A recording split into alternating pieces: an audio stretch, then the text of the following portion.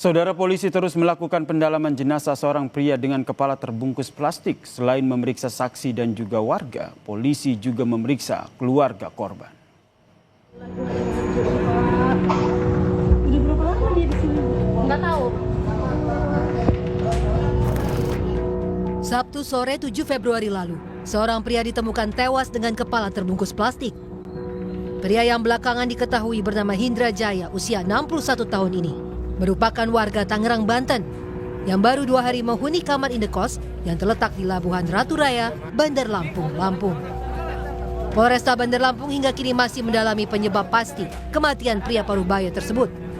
Menurut polisi, berdasarkan rekaman CCTV, sebelum ditemukan tewas, korban hanya berkomunikasi dengan pemilik indekos dan seorang pengantar. Korban juga hanya terlihat seorang diri menginap di kamar indekos tersebut. Yang pasti berdasarkan hasil CCTV, korban hanya berkomunikasi dengan ibu kos dan juga seseorang yang mengantar korban. Dan kami juga berdasarkan hasil CCTV itu ya dari runtut ya dari waktunya itu hanya sendiri, mengamankan dari handphone, kemudian dari ada dompet yang berisi uang. Ya nanti kita coba dalami lagi, kemudian dari barang-barang yang ada, dan kami juga koordinasi dengan tim Lapor untuk melakukan upaya penyelidikan lebih dalam lagi. Temuan jenazah pria dengan kepala terbungkus plastik berawal ketika pemilik indekos menaruh kecurigaan. Korban yang menyewa kamar harian seharusnya sudah meninggalkan kamar indekos pada hari Jumat atau 1 hari sebelum korban ditemukan tewas. Saat dilakukan pengecekan, pintu kamar tidak dapat dibuka karena terkunci dari dalam.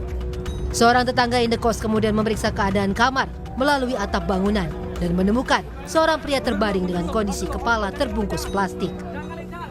Oleh penjaga kos BD Laundry untuk mengecek kamar nomor 1 ini karena diduga dia tidak keluar kamar. Seharusnya dia keluar kamar itu untuk check out di hari Jumat ya. Harusnya keluar tapi tidak keluar, makanya menaruh kecurigaan. Oleh sebab itu dimintai tolong untuk naik ke atas tangga, pakai tangga untuk diintip lah ya bahasanya ke atas ventilasi itu. Saya melihat ada sepatu di sana.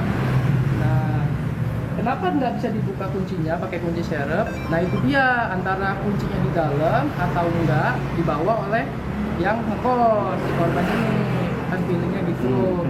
Nah, baru setelah dilihat akhirnya inisiatif untuk melihat menggunakan handphone.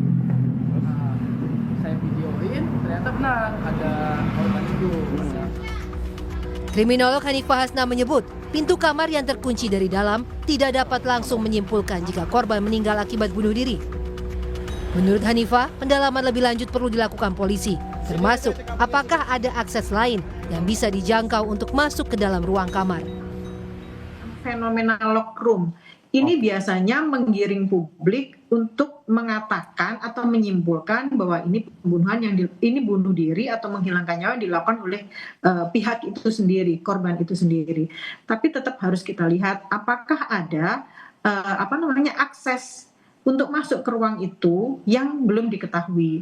Atau ada manipulasi kunci yang bisa membuka ruangan itu yang sampai saat ini belum diketahui. Lalu apakah ada jejak-jejak kriminal gitu ya, misalnya ada jejak rambut atau tetesan keringat atau sidik jari, bahkan kembali lagi tetap harus dilihat apakah ada jejak-jejak digital.